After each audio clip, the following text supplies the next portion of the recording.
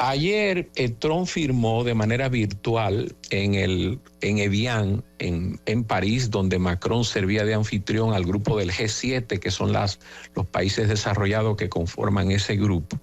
Y la reunión estuvo básicamente dominada por la guerra de Irán, donde ellos le dieron un apoyo, obviamente circunstancial y coyuntural, porque le conviene el fin de la guerra.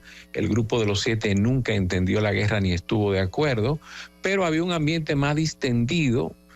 Recuerda que entre Macron y Trump hubo intercambio de disparos, pero eso se puso a un lado, se saludaron y la conversación incluso terminó fluyendo con medidas donde se va a actuar contra Rusia y se va a apoyar a Ucrania. El presidente de Ucrania estuvo también en la reunión.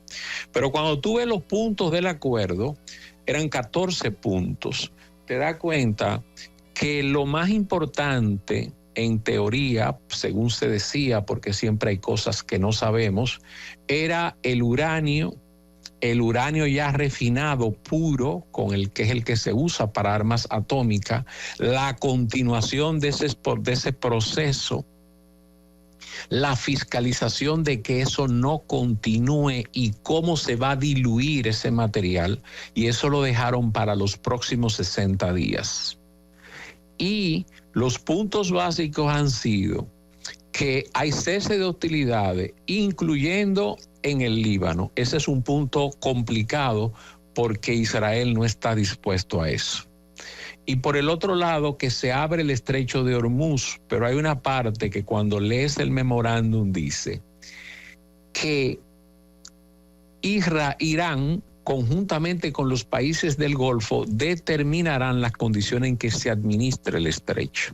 Lo que significa en ese lenguaje que los iraníes tienen la pretensión de posiblemente cobrar algún tipo de peaje. No ahora mismo, ellos tienen 30 días para sacar las minas que sembraron en el canal y evitar que uno de esos buques petroleros vuele y que haya libre tráfico. Cuando uno ve el acuerdo, inmediatamente el acuerdo se firmó, el petróleo bajó. Yo chequeé temprano a las 6 de la mañana el precio del petróleo, y este dato es importante a los amigos oyentes para lo que voy a decir luego con relación al parche fiscal que anunció el gobierno. Bajó a $76 el barril Brent de petróleo.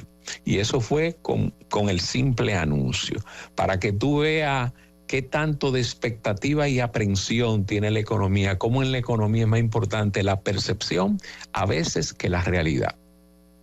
Y bajó. Cuando tú ves el acuerdo, tú dices, pero ¿y para qué fue la guerra? Uno se lo pregunta.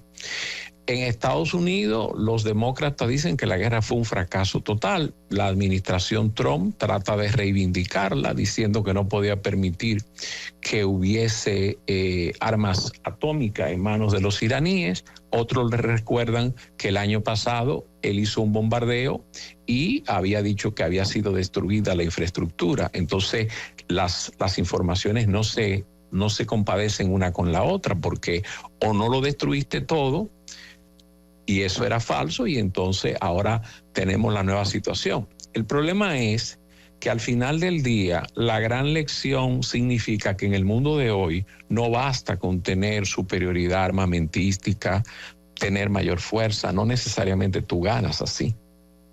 Lo segundo es que tú tienes un estrecho que ahora está abierto, pero antes estuvo abierto, y no sabemos si va a tener administración o peajes en un tiempo. Lo segundo es que él le libera todos los activos a los iraníes, todo el dinero congelado, activos y demás. Lo tercero es que ellos consiguieron $300 mil millones para reconstruir Irán. Y ese dinero va a salir de Estados Unidos, dicen ellos, y de los países del Golfo. O sea que a los iraníes es verdad que pusieron los muertos, 7.600 muertos, pero no le ha ido mal en el trato y han reforzado su posición ideológica. Yo creo, mi lectura a 4.000 kilómetros de distancia, sin ser parte de ese enclave, que Donald Trump transó porque el efecto económico se está sintiendo mucho en Estados Unidos. La inflación en Estados Unidos anda en el 4%. A Biden se lo llevaron con una inflación de 2.5. Se llevaron a Biden y hay elecciones en noviembre de medio término.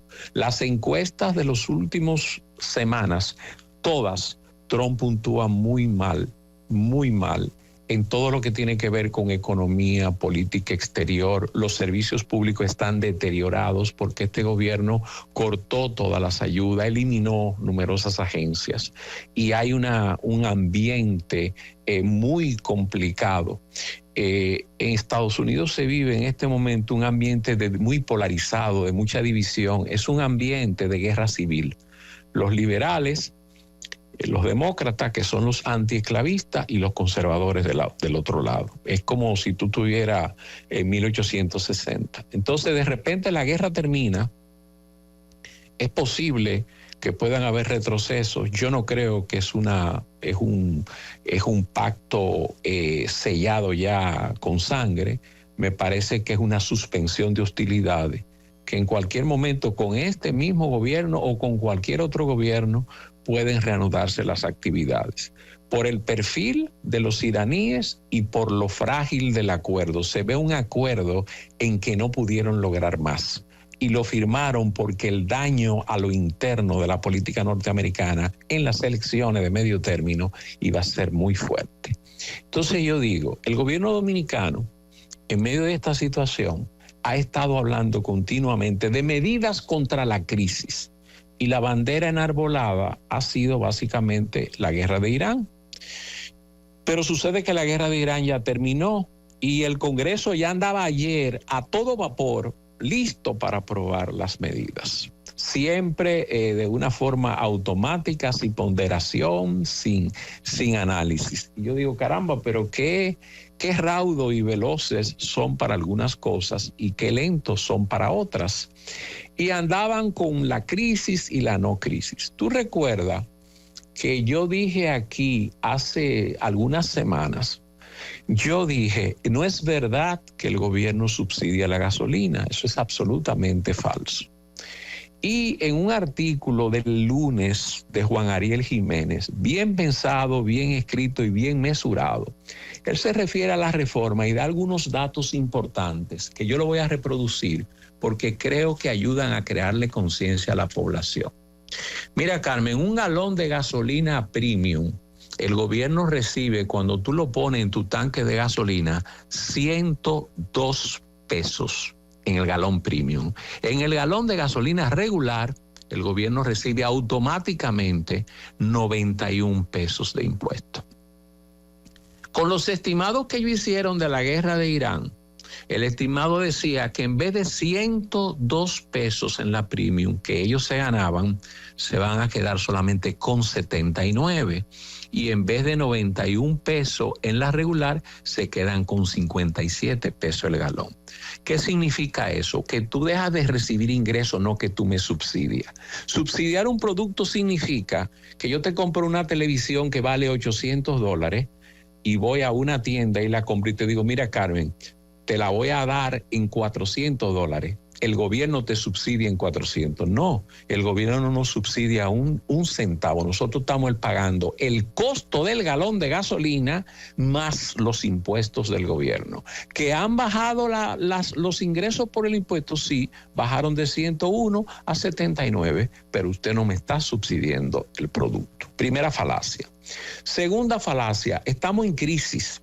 Y hay que tomar medidas contra la crisis. Y es una buena bandera mercadológica para venderlo, indudablemente. Yo diría que genial.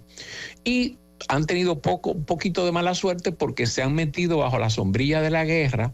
La guerra tiene 3 meses, empezó el 28 de febrero y ya la guerra terminó. La reforma aún no ha sido aprobada, no es reforma, es un parcho fiscal.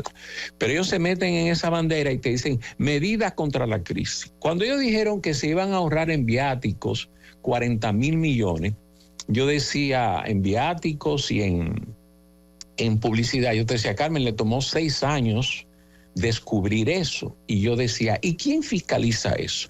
Eso no lo fiscaliza nadie. Pues sucede que Juan Ariel da unas cifras interesantes.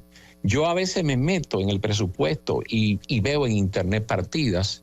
Y, por ejemplo, él sacaba 2 partidas interesantes. Este gobierno, durante esta crisis, de los 3 meses, del 28 de febrero hacia acá, ha aumentado la nómina pública en 3.100 millones de pesos. Óyelo bien, 3.100 millones de pesos.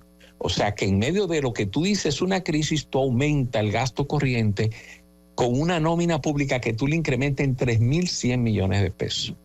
Tú que me dices que estás en crisis, pero ese mismo gobierno también gasta en publicidad y promoción en ese mismo tramo 2.400 millones de pesos. Y lo traigo, Carmen, porque nos toman el pelo, porque nos insultan de manera irrespetuosa. Pero por Dios, si tú tienes 6 años hablando de una reforma fiscal, vienes con un parcho.